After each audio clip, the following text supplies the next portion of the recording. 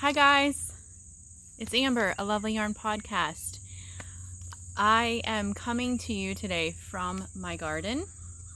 I'm wearing my earbuds because I'm hoping that helps to kind of block out some of the background noise, which is actually quite lovely. Insects, birds, outdoor sounds, but I didn't know, plus outside I wasn't sure how my voice would project, so that is why I have these in. I was gonna film inside, but I just could not bring myself to do so on such a beautiful day. It is currently in the low 70s and the sun was out. It's really not anymore, although I don't know that I've ever recorded outside. I think I recorded once from my garden shed. So I may have to move a little bit throughout this recording depending on how the sun shifts. Right now it's good, but I'm not sure if it'll stay that way. So it is August 11th and I know I recorded last in June because it was before we went on our vacation to Maine. So it's been a long time. And I think part of the reason that I have such a hard time recording in the summer is because I don't want to be inside. If I'm not working or have other obligations that keep me indoors, I prefer to be out. So to take time to film inside seems like a drag to me, which is why I was like, I'm gonna go outside. I'm gonna give it a try. So this is my part of my garden area behind me. And I know that some of you had asked for a garden video, and I just didn't do it because, again, I don't know. I like to take full advantage of what feels like very short summers here in Pennsylvania, and so I haven't vlogged or filmed anything like that. Although my daughter Lily has been asking me to film some vlogs. She really enjoyed that when we did Vlogmas back in December of last year. So maybe that will be something that she and I do together in the fall once we're indoors more. We'll see. But let's get started on the knitting content, and then at the end I could perhaps maybe give a little bit of a life update for those of you who are interested. But I'm going to just start in with, well, I guess obviously I should start with what I have on because it is a finished object. I just need to find my yarn tag so I can tell you the name of the yarn, which perhaps I left that inside the house. Okay, so this is my very, very first Ranunculus by Knit Cafe Midori. Right? Yes. I was very late to jumping on the Ranunculus train because I've talked about this in the past, but I just have this part of me that if everybody's doing something, then it makes me not want to do it, and that is what was happening with this pattern. But then my friend Jody from Flower Heel Fleeces, who I'm going to be showing you some of her yarn today, she came into the coffee shop I work at one day, and she actually had one on, and I really liked it. So I thought maybe I will. And then I had this is Madeline Tosh Pashmina, and the colorway is what I'm not remembering. Oh wait, I have the bag here. Put in a very cute bag. It's an embroidered handmade bag from Olivia of This Handmade Life. So it's the Madeline Tosh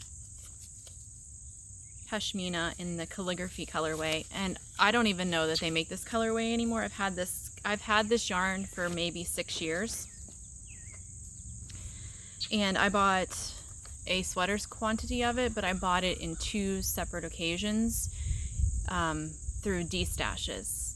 So I had 2 skeins that matched perfectly, which I used to knit the sweater, and then I had 2 other skeins, so 4 skeins total. The one kind of matched this one, but they were different dye lots, and it was a little less mauve, and then the 4th skein was way more gray than mauve. So I ended up, my original intention was to do this as a long sleeved. You know what? I'll pop a picture in here, a video, so you can see it full length, and then I'll talk about it.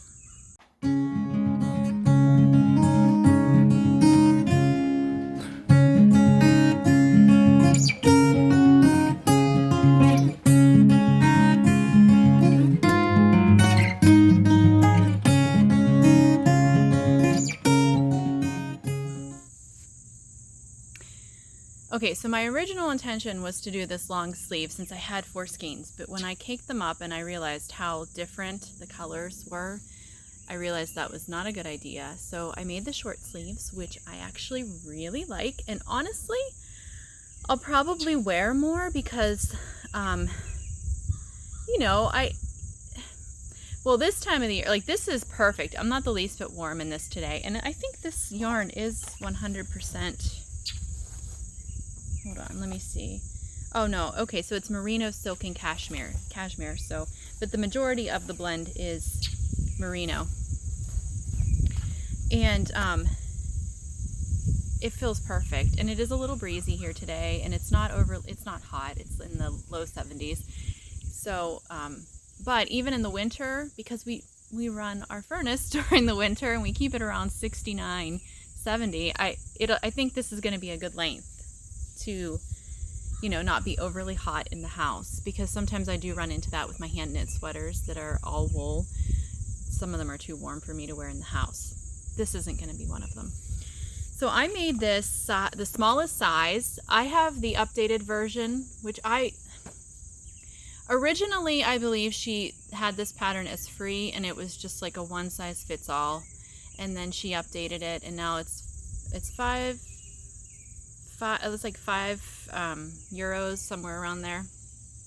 I don't know what that is in US dollars, but maybe 6 something. But she updated it now that you can do different sizes. And so I did the smallest size, and the pattern calls for size 10 needles, but I actually used size 8. And I did do a little gauge swatch just because I wanted to see the fabric. I wanted to make sure I got the right fabric. And I love the fabric. It has like such nice drape, and it feels really nice. This yarn is actually really, really nice. It's so soft, not the least bit itchy. Really nice drape to it. So yes, smallest size, size 8 needles, Madeline Tosh Pashmina. And once I knitted this, I realized what all the hype was about, because it is truly a versatile pattern that you can knit with any weight of yarn. And the yoke, when you start the yoke, everybody, regardless of the size, does the same thing. And there's an option to do a smaller collar and a larger collar. Funny enough, I did the wider collar, and it does not look wide at all. So I'm not really sure what the small collar, the tighter collar, would have been like. But I did the wider one, and it's not until some point, I'm trying to remember when, I don't have the pattern out here with me, but everybody, regardless of size, starts out and does, I think, the majority of the yoke the same way, which is nice, because then I feel like you can kind of see how the yoke is looking before you choose what size you're going to knit. And I actually have already started and almost finished a second one, which I'm going to show you a little bit later, and I'm doing that one just slightly different, mostly because of the desired fit I wanted to achieve in the end, and also the yarn that I'm using. So we'll talk about that in the whips portion of the podcast. But I'm just really, really happy, and it goes so fast. I think this yarn is considered like a DK. Hold on, let me look at the suggested needle size. Yes, so this would be considered like a DK yarn, DK weight, and it just went so fast. And my second one, which I have almost the entire body done, and I just have the sleeves left to do, it is also going very fast, and I am not even bored of this pattern. I just honestly, I heard people saying this and I thought they were crazy, because I normally knit a sweater and it's not often that I want to just cast on right away and knit it again. And this sweater I knit in probably a week and a half, and I immediately, either the day I casted this off or the next day, casted on another one. And I'm planning on casting on another one, which I will talk about at the end. I just feel like I totally understand it now, as much as I hate to say that, because I don't really like jumping on bandwagons. But I have to say I totally understand the hype about this sweater now. And I just think it makes such a beautiful yoke. It's so pretty. You can like see my bra strap through there, and honestly, I should have worn like a beige colored undergarment, but I just think it's such a pretty yoke. So yes, definitely love this pattern. So if you are like me and have been waiting, just try it and see. Maybe you won't like it, but I'm like hooked on this pattern now. Okay, and then I have another top that I finished. We're moving on now. Talked all about the ranunculus. Oh boy, got a bee. That's a good thing though. Sadly not, I don't know that I've seen any honeybees, which is sad, but we have lots of bumblebees and carpenter bees and other types of bees. Just no honeybees. And yeah, but anyway, that's a whole nother topic. Okay, so the last time I podcasted, I was actually knitting the Tip Top Tank by Maker Store, which is a free pattern on Ravelry. I had showed you guys it, and I had also said that I was slightly concerned that it was going to be a little too big.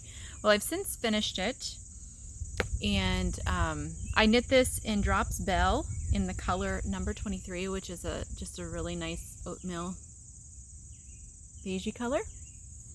And I'm going to go ahead and insert a picture here so you can see what it looks like on.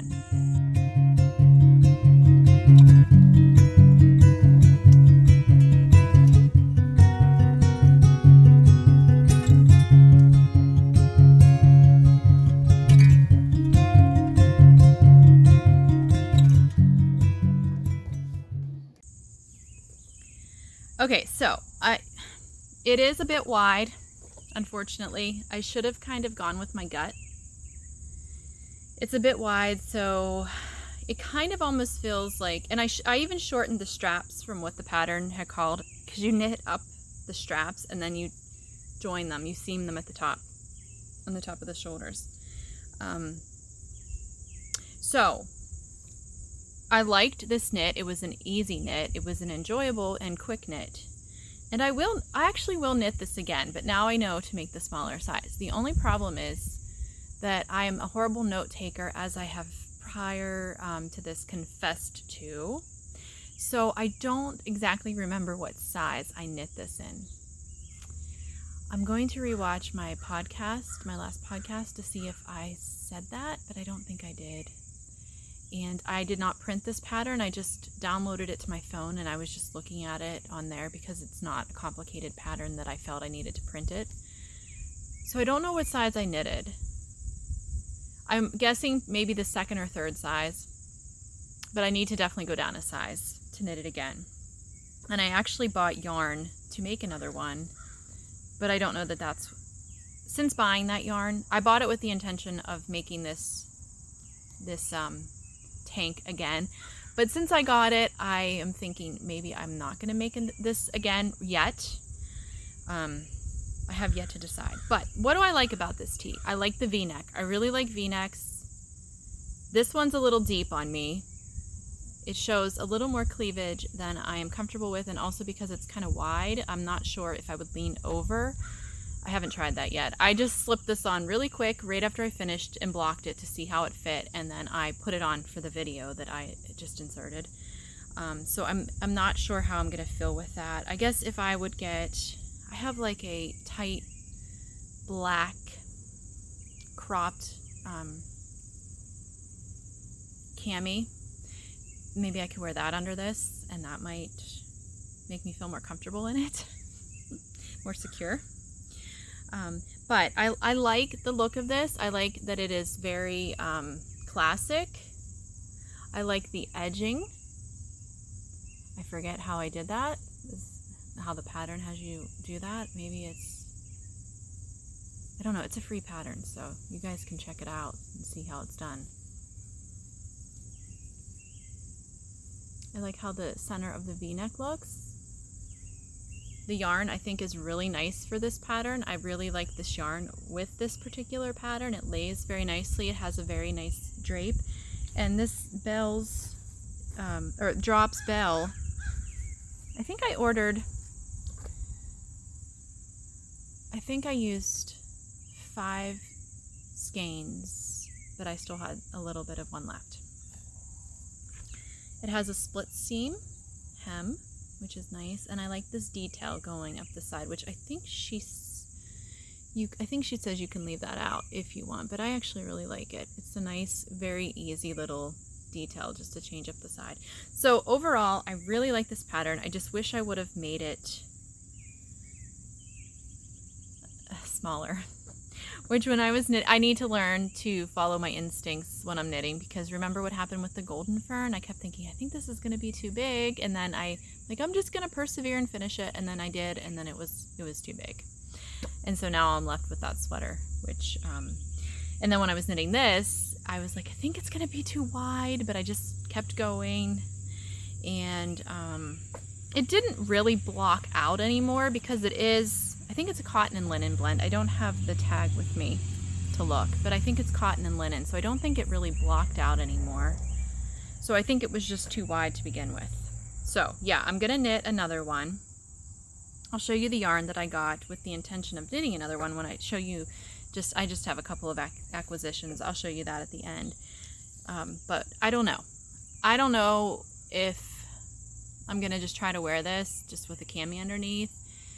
When things are too loose, things like this, like a big loose sweatshirt or sweater, that's one thing, that's comfortable, but a little shirt like this that has the potential of falling off my shoulders, that might be annoying. So I don't know what I'll do. Maybe I'll see if I can find someone to gift it to. We'll see.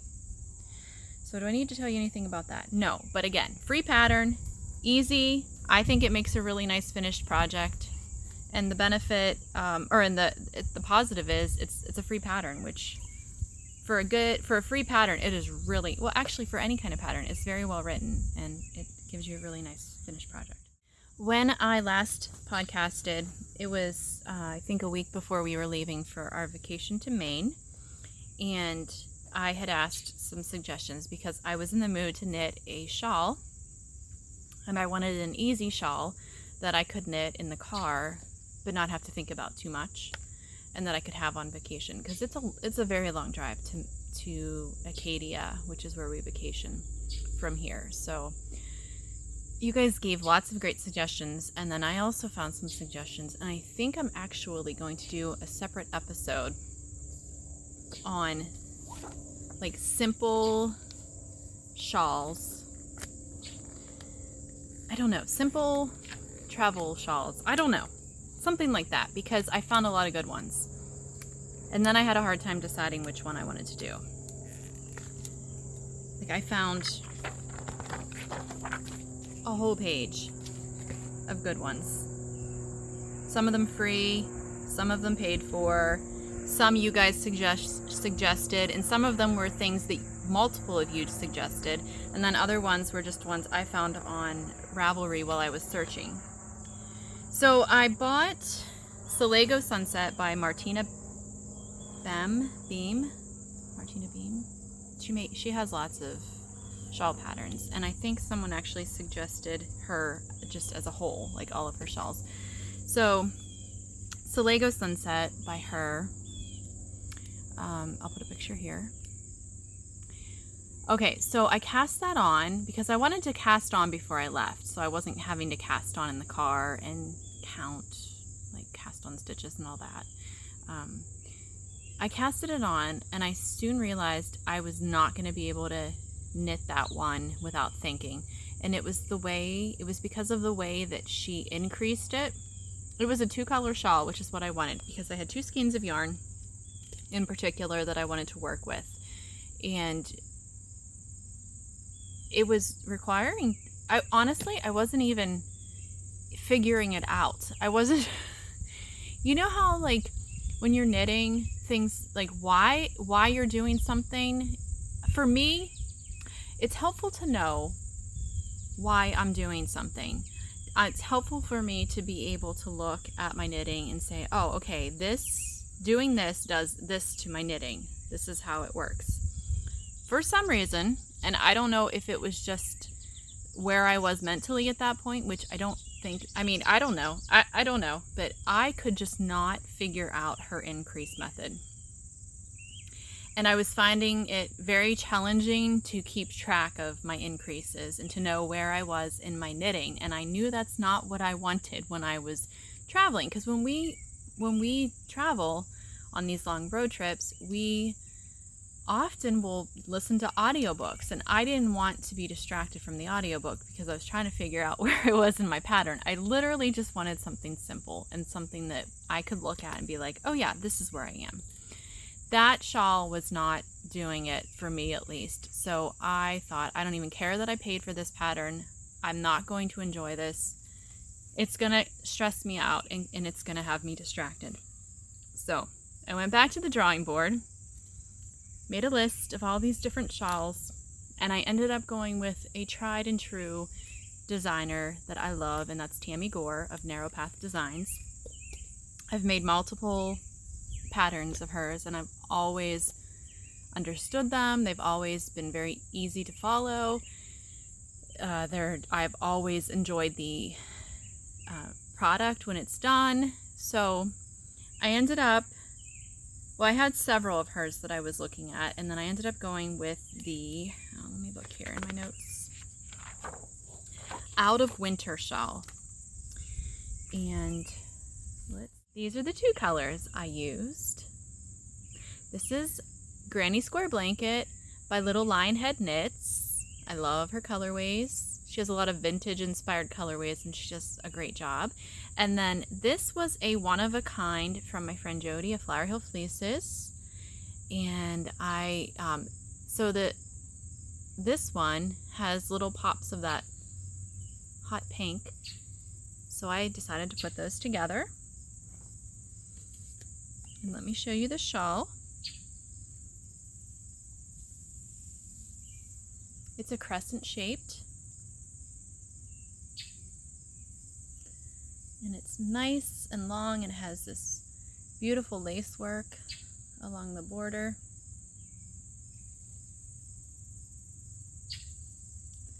So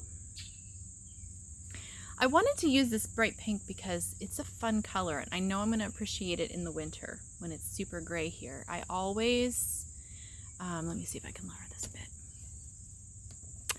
I always love bright colors in the winter. In the summer, I'm more of a neutral gal, but in the winter, I crave bright colors because it's so gray and dreary here in the mountains of western Pennsylvania. Okay, so this is Out of Winter by Tammy Gore. And I don't think I have anything else to say about it. This pattern is $5, which I think I think that's very reasonable for a pattern. And I think a lot of her patterns sit right around that amount. But here, let's see if we can get it's hard for me to see because I'm outside. And as you can probably see, the increases form this, can you see that? Like a triangle down the middle. I actually really like crescent shaped shawls. I like how they wrap around my neck. The one type of shawl that I am not a fan of at all is like asymmetrical shawls. I just don't understand them. I don't understand why you want an asymmetrical shawl. I have such a hard time keeping them, like styling them on myself. And I have a couple asymmetrical shawls that I knit earlier in my knitting journey, and then I quickly learned I do not like asymmetrical shawls. I don't like how they fit. I don't like trying to figure out how to make them look good on my neck. One of my favorite, I would say my favorite, is the crescent shaped and then triangular shaped. Those are my favorites. So yes, very nice pattern, and this yarn is just so lovely and soft, and as you can see, it has a beautiful bouncy drape. So that'll be nice to wear in the winter when I'm craving some bright, fun colors. Okay, and then my last whip, I'm sorry, it's not a whip, it's a finished object, is a pair of socks. And this pattern is called, oh, I forgot my sock blockers. And it's okay because I'm not running back into the house to get them. So let me just make them look nice, because I don't block my socks. I don't even really block socks I give as gifts. I don't know that I've ever blocked a pair of socks. Okay, this pattern's called Wild Flowers and Honeycomb, and it's a pattern by Olivia of This Handmade Life. And I have made this pattern 2 times prior to this. This is my 3rd time making it, and it's a really pretty pattern. And I used contrast colors. I couldn't find the little labels. So both of these colors came from my row 1 subscription that I had. I had that. It's not so row 1 is a mini subscription service that you get every month. You get I forget, 10, 15, I can't remember now, mini skeins of yarn from a different dyer. So all of those that come that month are from the same dyer. It's a really cool thing. It was really fun getting it and seeing the different colors and all that. It was super fun. But I stopped it after 4 or 5 months because I thought, oh my gosh, what am I going to do with all these minis? I already have so many minis as it is. So I did use this I think it's from the same dyer. Yeah. And then what happened was I had used this yellow mustard colorway in my mitered square blanket. I had already added a whole square in, so I didn't have a ton of that. I didn't have enough of this left to do the whole toe, which was what my original plan was. But I realized I'm not going to have enough. So what I did is I just alternated this main color with the mustard color, and then finished off with just like the very tip of the toe in the main color of the yarn. I did that on both socks. And this main color is from Old Wire Road Fiber Company, which Ashley no longer dyes, which is so sad because I loved everything that she made. I actually have multiple skeins of hers that I ordered before she stopped dying, and I haven't used them yet, but beautiful yarn. Her color, I mean, she just knew how to do it. So you can't get this, but this was called Bloom, this particular colorway. So I miss Ashley dying because she was one of those yarn dyers that I always enjoyed supporting and buying from, and she's just really good at making beautiful colors. Okay, so yes, that is a really nice pattern. It's only $3. Olivia has, I think she has some free sock patterns, and then she also has some that you pay for, but I think the majority, if not all of her sock patterns are only $3, which is so affordable for a pattern. So you guys should definitely check her out. She's got a lot of beautiful sock patterns on her site, which I'll link everything down below just so you guys know. Okay, so I'm going to pause this because the sun is starting to come down through the tree, and I need to resituate, I think, so that I have the best lighting for film. It's definitely more challenging to film outside. So we'll see how long I can stay here in this little area and have the correct sun. But that finished up my finished objects. So now I'm going to show you, I only have 2 works in progress, and I'll show you those. And then I'm going to show you a couple of things that I bought, and probably wrap it up then. So my first whip, almost said whip in progress. My first work in progress is another Ranunculus. And hold on, I have it on these little Do you guys have these? It's just, I bought this a long time ago. Do you guys remember Amber from the Yarn Hoarder? Oh, I miss her. I wish she'd come back and film podcasts because I always loved watching her podcasts. But she suggested these years ago, and I bought them from the website that she suggested. And I don't even know where it was anymore. But I've seen other people use them, but now they make them in like colors, and you just put them on the tips of your needles, and then you can stretch your stitches out over and try things on. So I will say it works better on projects you're using thicker yarn because it slides easier. I notice when I'm doing projects with fingering weight, I have a harder time kind of like sliding it over the ends. But this one, that hasn't been a problem at all. Okay, so here is another ranunculus.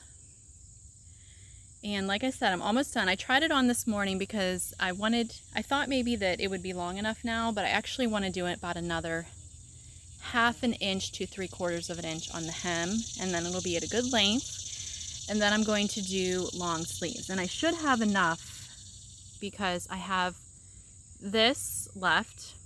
I didn't measure, but I would guess it's probably like 70 grams. And then I have this plus a whole nother skein of this Surrey alpaca. So I don't know what this color is called or who the dyer is. This was actually sent to me as a gift probably 3 or 4 years ago from a podcast viewer. Have I been filming podcasts that long? Maybe it wasn't that long ago. I don't even know. I don't remember when I started filming podcasts. And then this is from Flower Hill Farm. Flower Hill Fleeces, Jody. And shoot, something mint, maybe? I have an extra skein that's still actually in the skein with the label, and I meant to grab that, but I didn't. But I'm mixing these two together, and this is how it's looking.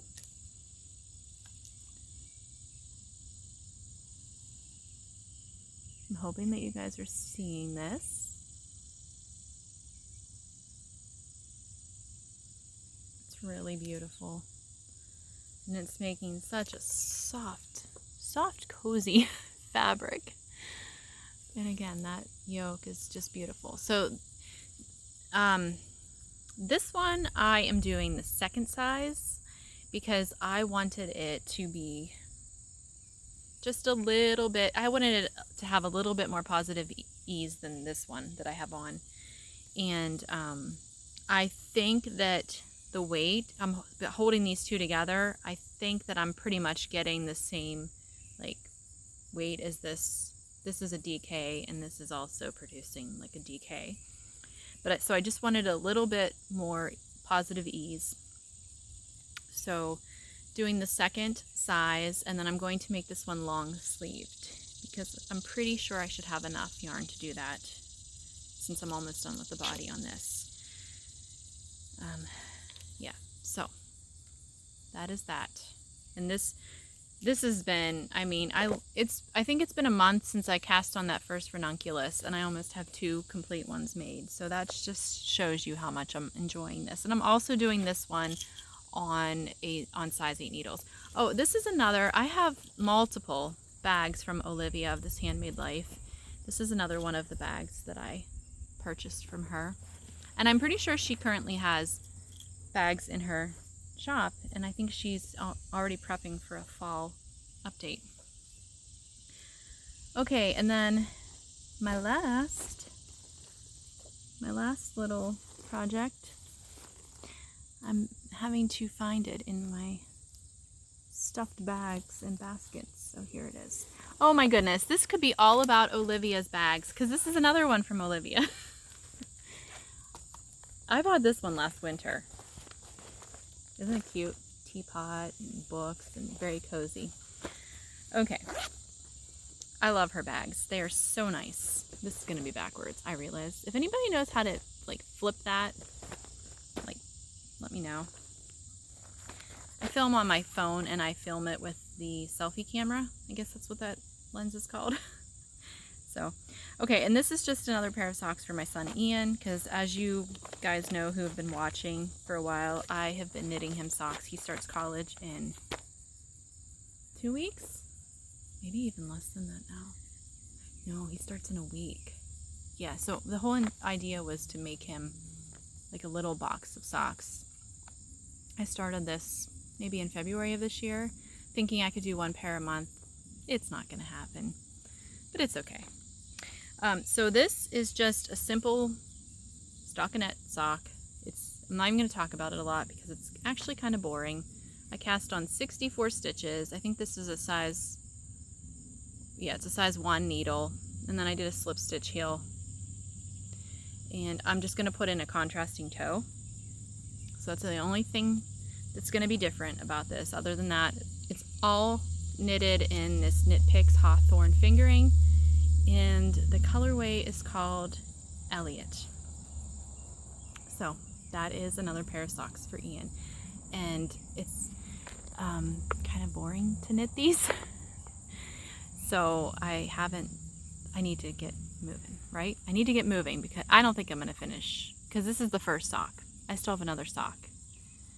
And I knit his socks bigger than my own because he has bigger feet than me, of course. Although he doesn't have like huge feet for a guy, so that is a good thing. But yeah, probably not going to get these done by the time he starts. I'll just keep adding to his collection throughout the year. Okay, so that's the last project I have to show you. Now I'm going to show you a little bit of yarn that I have purchased. Not much. While we were in Maine, there is a yarn shop in Bar Harbor, and we did not stay in town this year. We normally stay right in Bar Harbor, but we stayed on the quiet side of the island. And if you followed along on Instagram, you would have seen our house was amazing. The location was amazing. It was right on the bay. We had a pier, like a private pier, right onto the water. Oh, it was beautiful. My husband found, one of the nights my husband went out during low tide and found some sea glass. So then we started looking for sea glass, and we brought home a whole jar of sea glass, which I've always wanted to find sea glass. So that was, and I never have. And so that was really fun. It was just really, really nice. The vacation was a little tough because our son, Ian, got really sick. He got sick. He started to feel unwell our first full day there, and then he woke up the next day with a sore throat, headache, all that kind of stuff. And he laid around for 3 days, and so he only got to hike like the first day, and then he went out and hiked the 4th or 5th day, and then that was too much. So then our last day he was kind of down for the count. So that was a big bummer, because he really likes, him and Brad are the biggest hikers in our family. And usually they go hike every day, and Lily and I also hike often, but not every day. We'll go do other things. And then my son Sergey and his wife also went this year with us as well, which that was the first time they have vacationed with us together. So it was fun, but it was just a different vacation. And those are the chances that you take, you know. There's always a chance somebody's going to get sick. But there is a yarn and candy shop in Bar Harbor. I think it's called Bees Yarn and Candy. And Lily and I just go every year. It's very tiny, and I always go, and I usually end up buying something. She has, oh gosh, what is it called? She has a large selection of the yarn I used to knit all those pumpkins last year, and it's completely slipping my mind what it's called, but she has a large selection of that yarn, very reasonably priced, much more reasonably priced than what I can find on the internet. So I went there with the intention of buying that yarn, but then she had Lopi, and it was on sale. So I ended up getting 4 skeins of that. And I got these 4 skeins with the intention of using them together to do some felting. I want to make some coasters and felt them together. I don't know how well that this is like a mustard color. And then a mauve.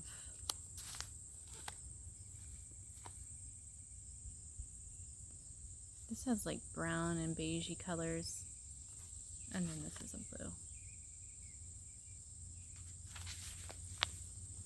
So I'm going to insert a picture here of what is inspiring me to make these coasters. Although I'm going to do them a little different because I want to felt them. So let me show you this particular pattern. Okay, so that's why I bought this. And that other yarn would also work well for those coasters, but this was cheaper. It was on sale. So I was like, I'm gonna buy this because I don't need yarn. I don't need yarn, guys.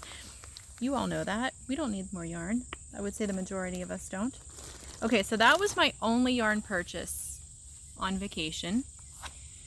There are yarn stores, like we went to Portland on our way up, and they have a couple of yarn stores there that I've stopped at in the past, but it was so hot that day, and people just, plus we had 2 extra people, and my, like, Ian and Lily and Brad are used to my yarn scapades and my desire to hunt down and explore local yarn stores when we travel, but I didn't want to put Sergey and Aaliyah through that too. So we were only in Portland for maybe 3 hours, and I could tell everybody had had enough. It was, like I said, it was very, very hot, and it was also humid, which is so strange because it's not normally, although I have to say we normally go in September, so maybe that was the difference, right? We normally go up there in September.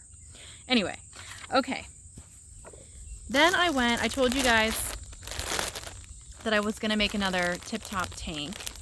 So I bought more of the same yarn, the drop spell, and just in a different color. This is color 21. It's a very mauve color, but it's kind of like marled mauve, like a lighter.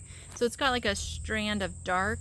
It's got 2 strands of dark and two strands of a lighter marled together, but they're not like really high contrast, so it doesn't look marled until you look at it closely. But I was going to make another tip top tank. I got 6 or 7 skeins of this, and I think I ordered this from Wool Warehouse, which is based in the UK, but they always have really super fast shipping. I've ordered off of them quite a bit. So yeah, I was gonna make another tank because I like how this yarn, I like how it looked in that tank.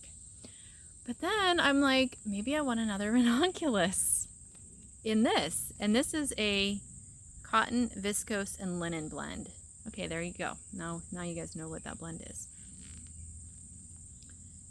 And I have a lot of fun knitting this. So I think I might make another ranunculus in this. Is this ridiculous? I totally am understanding why people knit so many of this sweater.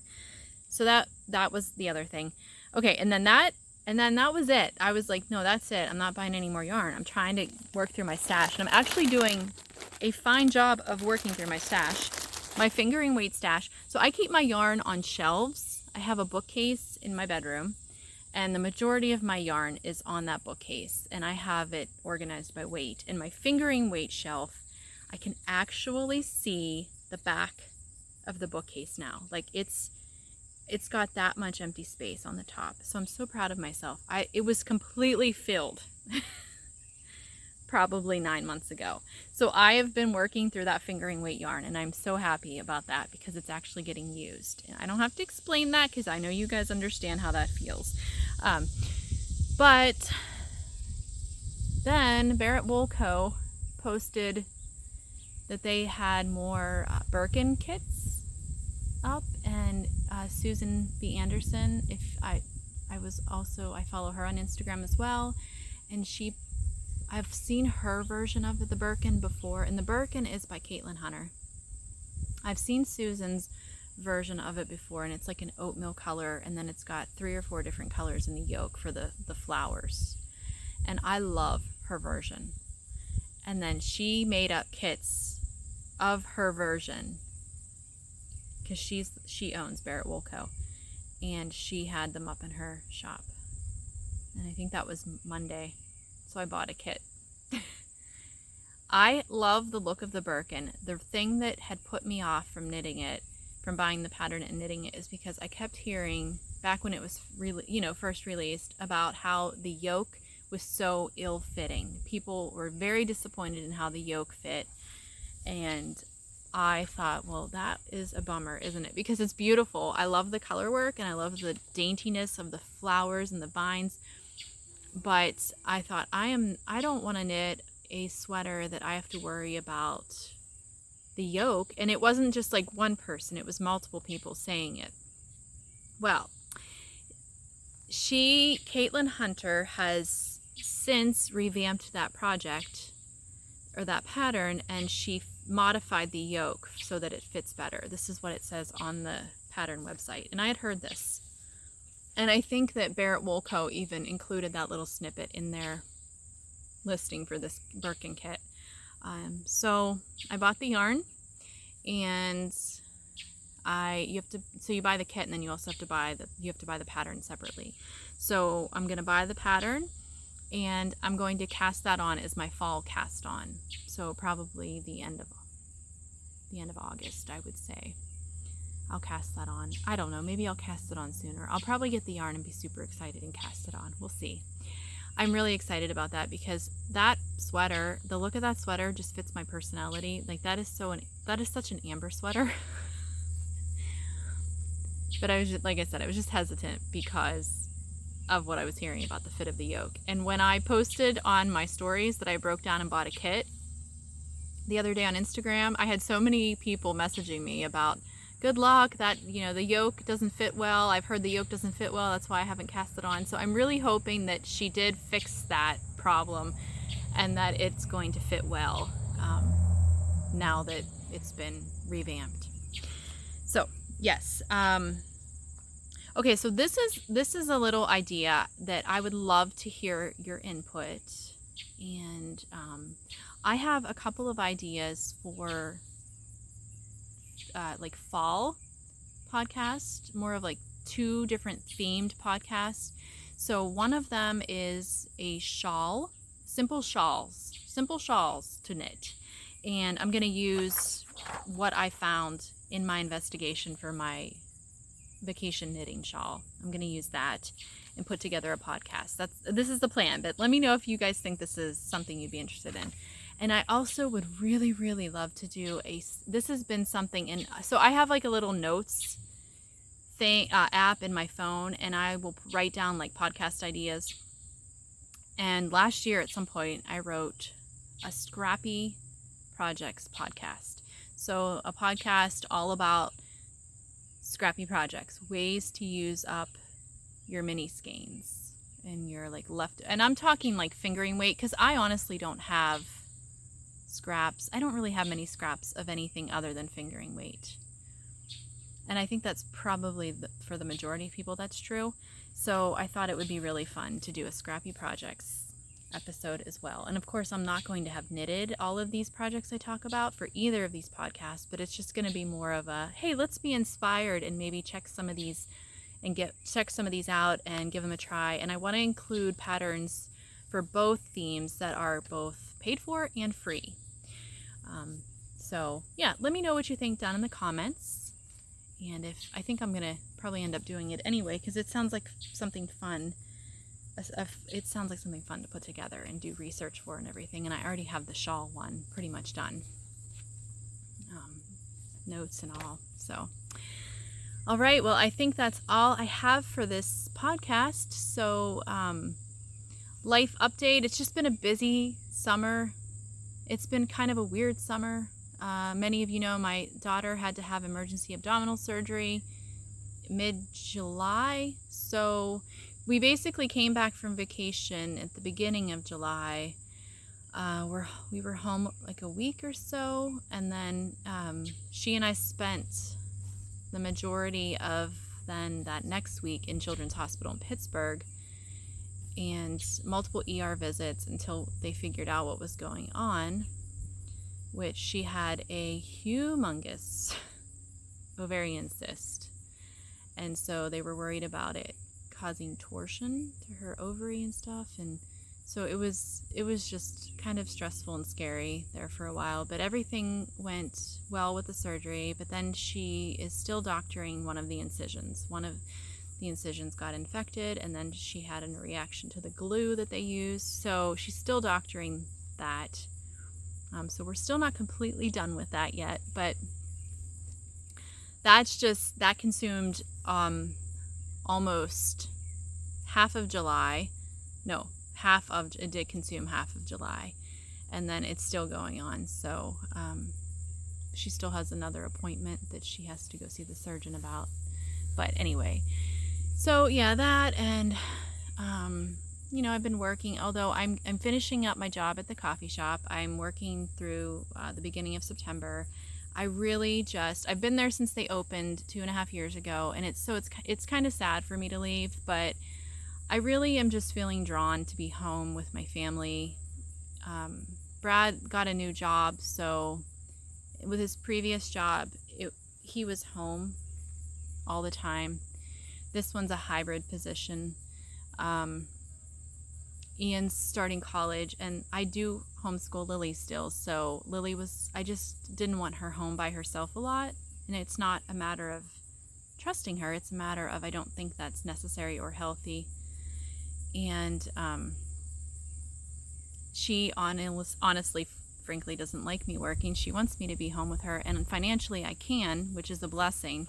The job at the coffee shop, it was nice to have the extra money. It was always, that was nice, but it wasn't absolutely necessary, and it was a lot more for me just to get out in the community and make connections that way and stuff. And again, I will have so much time for that after all of my children are launched. Lily's going to be a junior in high school this year, so I essentially have 2 more years of homeschooling her, and then she will be starting off into whatever she decides to do. So and honestly, I also miss just being home and doing things at home. And I love homemaking. I love it. It's like a passion of mine.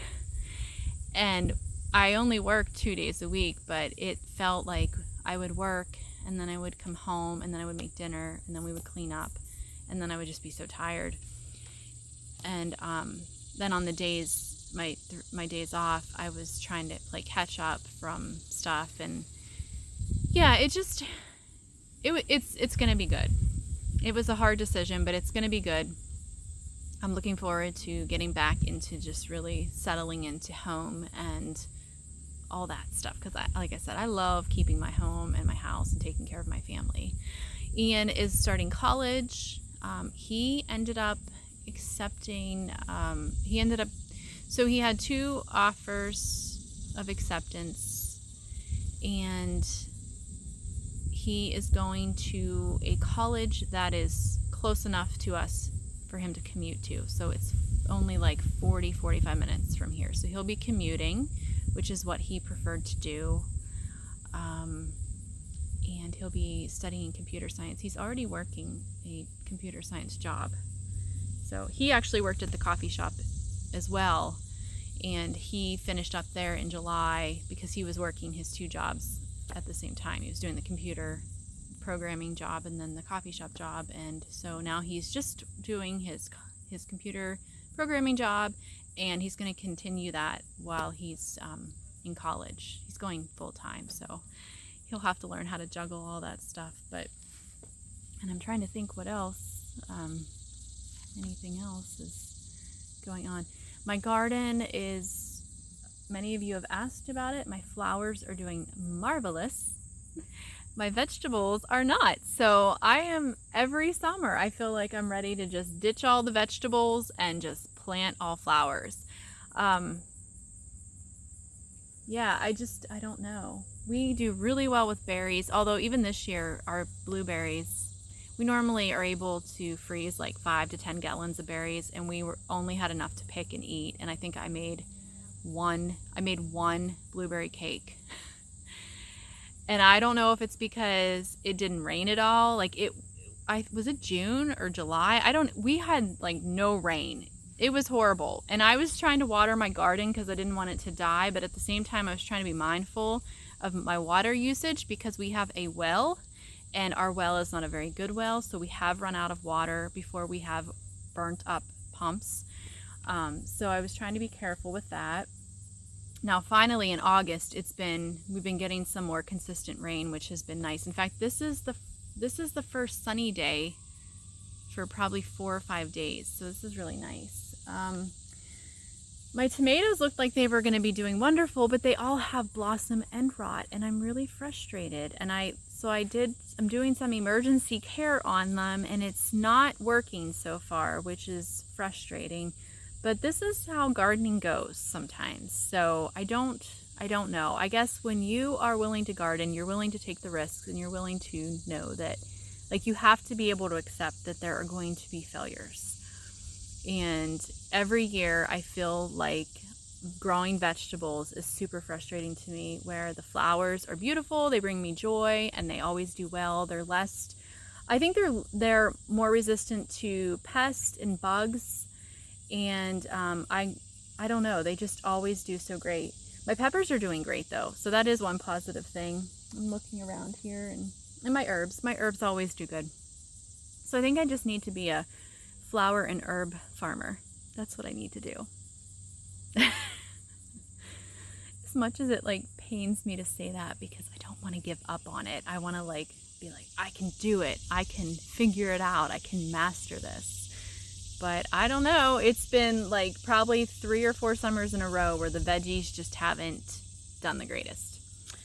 So that's a little garden update. I never did take you guys for a tour through my garden, but I'm sorry about that. I don't know. You lose track of time because I just want to soak in all the summer days. And so that means that I don't always want to take the time to pick up my phone and film things. All right, friends. Well, that is all for this podcast. So thank you so much for joining me, and I will see you next time.